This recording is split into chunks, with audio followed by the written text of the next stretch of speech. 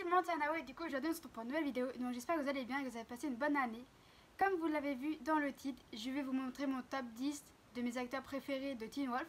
Donc ça sera pas le dixième une personne, ça sera vraiment 3 personnes, 2 personnes. Je n'ai pas réussi à faire mon top 10 super simple. Du coup voilà, très clairement. Et n'hésitez pas à me dire en commentaire si vous avez Teen Wolf, quels sont vos acteurs préférés. Comme d'habitude, abonne-toi, commente, like, partage, ça me fera plaisir. Et du coup, c'est parti.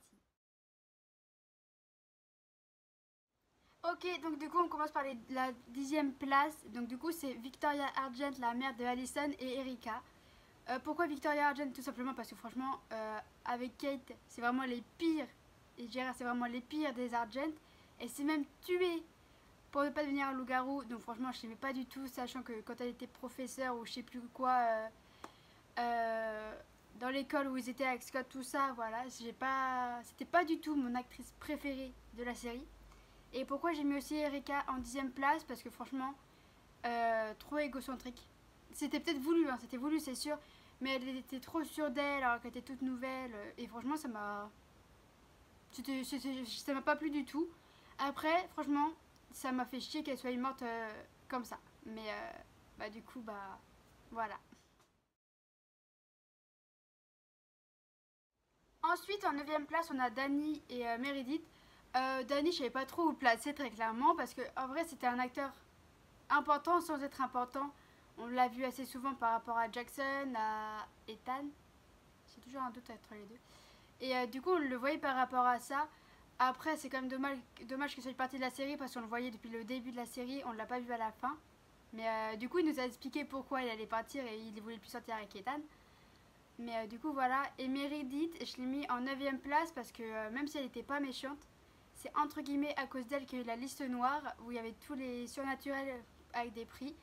Mais c'était pas du tout ma actrice préférée parce qu'elle était semi-importante, on va dire. Et elle a pas toujours été vraiment gentille, même pour les aider. Mais du coup, voilà.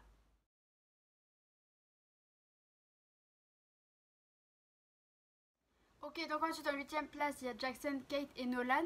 Donc Jackson, j'ai mis en 8ème place parce que franchement, je trouvais un peu beaucoup trop prétentieux, trop sûr de lui, monsieur je sais tout, monsieur numéro un, monsieur capitaine, pas co-capitaine. Et franchement, même s'il jouait bien son rôle, c'est pas du tout un des acteurs que j'ai vraiment aimé dans la série. Surtout quand il est devenu un Canima, c'était pire, même si après c'est devenu un loup-garou Oméga et qu'il est parti à Londres. C'est pas du tout un des acteurs que j'ai aimé, sauf entre guillemets à la fin, à la dernière saison, parce qu'il a aidé vraiment tout le monde avec Ethan. Ouais, Ethan. Mais du coup, voilà, je suis pas trop. J'ai pas trop aimé l'acteur de Jackson, même si je veux vraiment bien son rôle. Ensuite, j'ai mis Kate parce que Kate, même si ça a été la plus grosse des poufias en tant que chasseuse, elle a toujours été dans son rôle à tuer. Même en Jaguar-Garou, elle voulait toujours tuer Scott.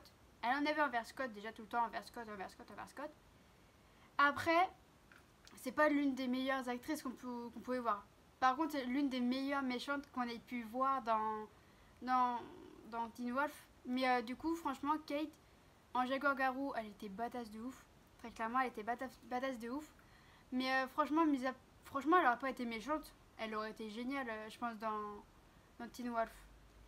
Et ensuite, j'ai mis Nolan parce que Nolan, même si on ne l'a vu que dans la dernière saison, ça a été le plus gros des cons, très clairement, au tout début de la saison en aidant les méchants. Et à la fin, il les a entre guillemets aidés et aussi entre guillemets sauvés quand ils étaient à l'hôpital, il me semble. Mais cependant, c'est pas du tout un de mes acteurs que j'ai vraiment aimé voir à la télé, on va dire ça comme ça. Parce que ça a quand même été le plus gros con à se battre contre des surnaturels. Mais bah, du coup, voilà pour ma 8ème place.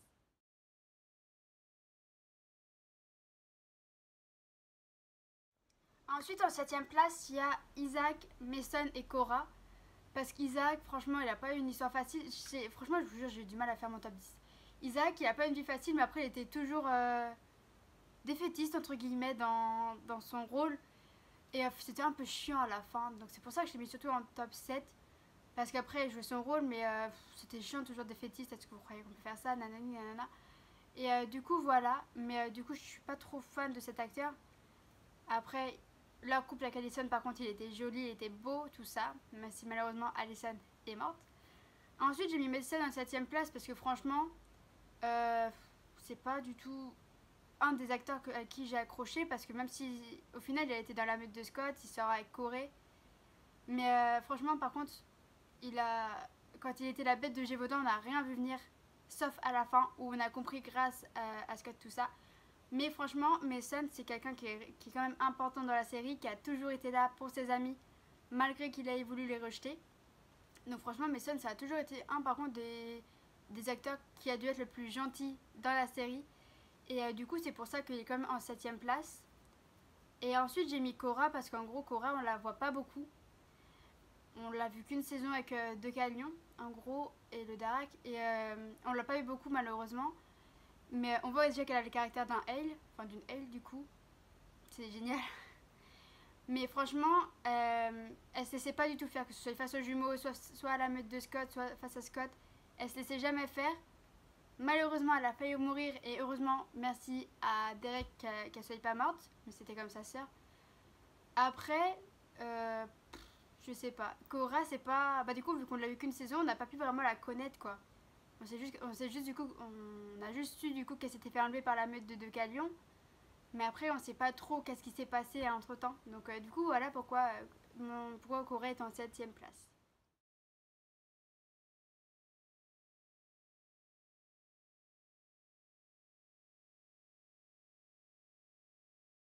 Donc ensuite en 6ème place, il y a quand même du monde. Il y a Brayden, Kira, Allison, Argent et Deaton. Deaton tout simplement parce que franchement déjà au début on s'attendait pas du tout à ce qu'il puisse aider la meute de Scott. Pour nous c'était juste vraiment un simple vétérinaire. Et au final il a failli mourir. Scott l'a sauvé et est devenu un vrai alpha. Deaton savait quasiment tout du surnaturel. Ça au début franchement je n'avais même pas remarqué du tout. Mais vraiment Deaton ça a été un des personnages, je pense, entre guillemets, révélation, parce qu'au début, on s'attendait pas du tout à ce qu'il soit l'hémisphère, je crois que c'est ça, l'hémisphère d'une meute ou juste un rapport avec le surnaturel.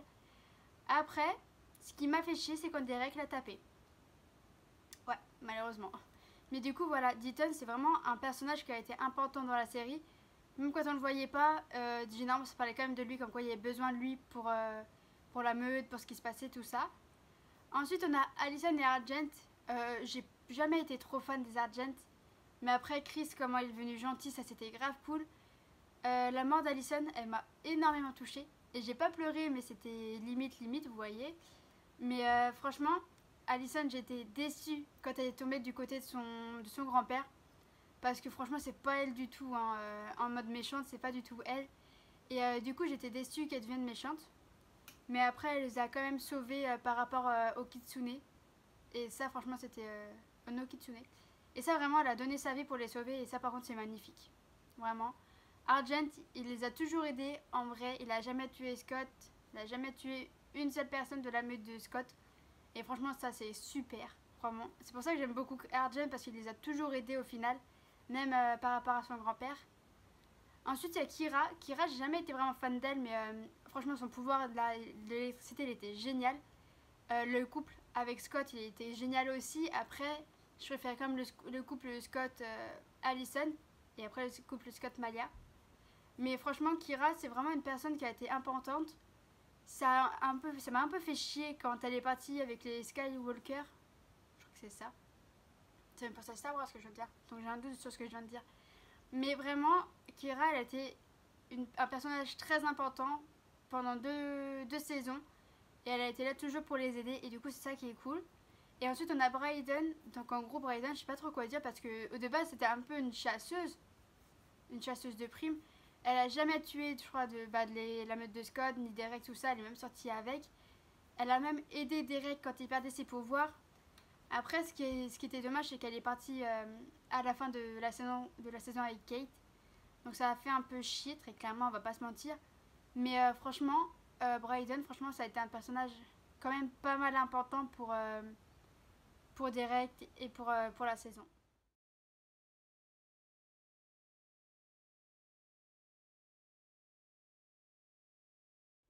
Ok, ensuite dans le top 5, il y a Brett, De Calion, Parrish et Théo. D'abord, j'ai mis Brett parce que même s'il était très égocentrique la toute première fois qu'on l'a vu avec Liam, il a toujours été là pour l'aider, pour le soutenir quand il était loup-garou et qu'il s'énervait facilement. Donc franchement, il a été vraiment quelqu'un d'hyper gentil au final, au fur et à mesure de la saison. Sa mort m'a vraiment fait chier, parce que du coup, même sa sœur est morte avec lui. Et c'est là où tout le monde a appris pour le surnaturel et voulait tous les tuer. Ça m'a vraiment fait chier qu'il meure parce que c'était quand même un personnage semi-principal parce qu'il a toujours été là quand même pour aider la meute de Scott et surtout principalement Liam. Donc ça m'a vraiment fait chier qu'il meure. Après, toute sa meute était déjà morte, il restait que eux deux. Je pense que l'histoire devait se terminer pour cette meute là entièrement. Mais du coup voilà. Ensuite j'ai mis Decalion en 5ème place aussi. Parce que même si ça a été le plus gros des cons dans la saison où il était méchant, il les a aidés face à Théo en faisant semblant d'être de son côté et de détester Scott. Et même dans la dernière saison, je crois qu'il est vraiment mort, mais je suis plus totalement sûre. Même s'il est totalement mort, il les a toujours aidés, il a toujours été là pour les soutenir à partir de la fin de la saison, où il était redevenu gentil et où il voyait la vue. Et du coup, de Calion, je pense que franchement, il a vraiment aidé énormément la meute de Scott. Après, peut-être pas de la meilleure des façons à la première vue. Mais sinon, franchement, De Calion, c'est vraiment devenu un des acteurs que j'aimais bien au fur et à mesure. Mais quand je l'ai vu avec Théo et qu'il était aveugle, je m'étais posé des questions. Je me suis dit, mais c'est illogique. Et c'est seulement à la fin de cette saison-là que j'ai compris, quand il a remis ses yeux, qu'il jouait un rôle, entre guillemets, encore plus avec Théo. Ensuite, j'ai mis Parrish parce que Parrish, il est arrivé assez tard dans la saison, mais il avait quand même un pouvoir surnaturel qu'on ne savait pas du tout au début. Franchement, j'aurais aimé qu'il. Ça m'aurait pas dérangé qu'il sorte avec Lydia, même si Styles aimait Lydia. Parce que franchement, ils étaient souvent ensemble les deux, donc du coup, ça n'aurait pas du tout été dérangeant. Donc Paris, j'ai pas trop de choses à dire, mais à part que c'était un bon adjoint et qu'il a énormément aidé la meute de Scott et aussi par rapport à la bête de Gévaudan. Et ensuite, j'ai mis Théo en 5ème place parce que même si ça a été le plus gros des cons aussi, il les a quand même aidés quand il y avait les chasseurs, tout ça. Donc dans l'ensemble, Théo a été le plus gros des cons, mais il les a aidés en retour, même s'il n'était pas du tout chaud. Et voilà, Théo, c'est pas du tout non plus un acteur qui a été très, très aimé, je pense. Mais du coup, c'est comme ça. Et du coup, voilà pour la 5ème place. Après, en 4ème place, on a Eden qui est mort, Ethan et Malia.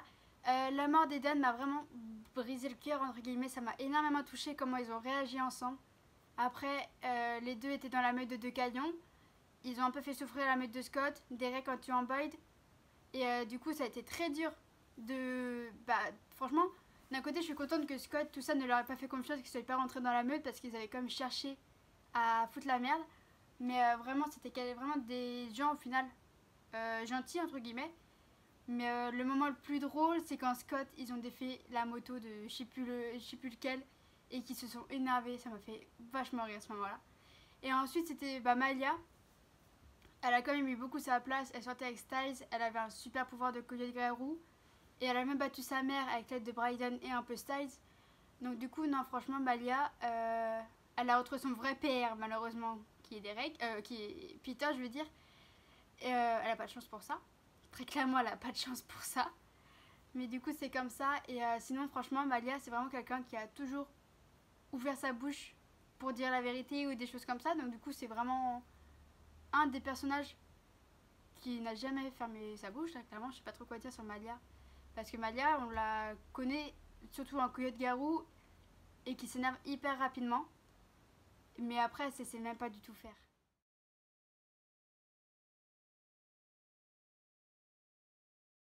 Ensuite, en 3ème place, on a Corey, Eden et le coach. Le coach était génial, il faisait que de s'énerver, mais à la fin de la saison, où il y avait des chasseurs, il a sauvé.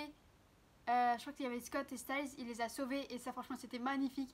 On s'attendait pas du tout ça de la part du coach, je pense. Ça m'a même fait un choc. Mais franchement, le coach a vraiment toujours été le meilleur avec les frasques. Enfin, les farces qu'ils lui ont fait dans le bureau, quand il a cassé la tasse de Greenberg, franchement. Le coach a toujours été surtout l'humoriste, en plus de Styles, dans la saison. Et franchement, j'espère, s'il faut une saison 7, que le coach sera toujours là. Ensuite, j'ai mis Eden parce qu'Eden, même si c'était une chimère, elle a toujours été du côté de Liam et de la maître de Scott, même si c'est Théo qui l'a relevé de la mort, on va dire. Et du coup, Eden, en plus avec son couple avec Liam, il est magnifique. Maintenant, je suis déçue que dans la dernière saison, elle soit partie pour protéger sa sœur, même si c'est bien. Et ensuite j'ai mis Corée parce que Corée, même si c'est pas un loup-garou, même si c'est une chimère qui devient invisible, il a toujours été mis de côté, entre guillemets, on va dire. Il a toujours été mis de côté parce que pour lui, il se sentait inutile. Pour les autres, au début, pour la meute de Scott, il n'était pas sûr. Après, son pouvoir était quand même bien parce qu'il pouvait écouter tout et n'importe quoi. Et il a toujours aidé, au final, la meute de Scott par rapport à Mason, vu qu'il l'aimait et Mason était dans la meute de Scott. Et du coup, Corey, je pense que c'est vraiment un des acteurs qui a été révélé justement dans la saison.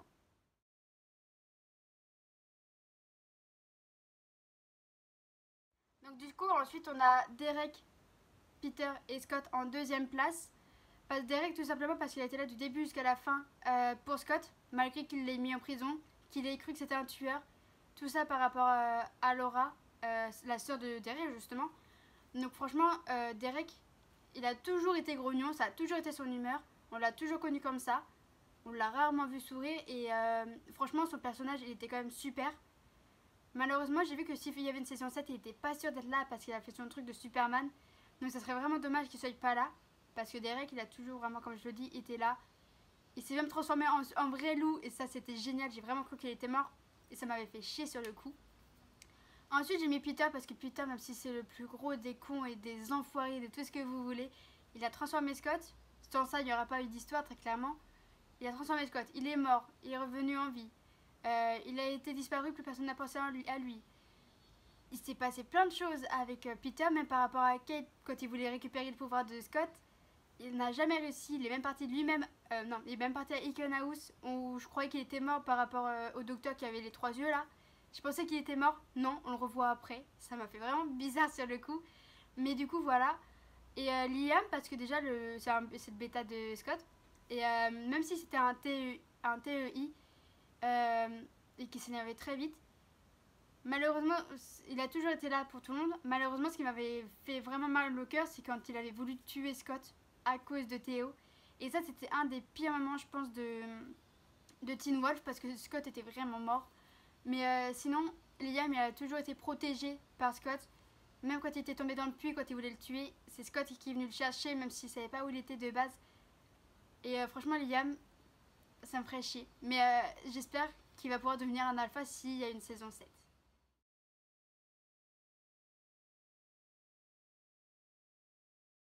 Et pour finir ce top 10, en première position, j'ai mis Lydia, Scott et Styles. Tout simplement parce que déjà, de 1, ils ont été là du début jusqu'à la fin.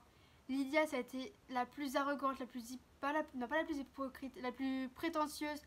Elle se faisait passer pour une personne idiote qui savait rien alors qu'elle savait tout.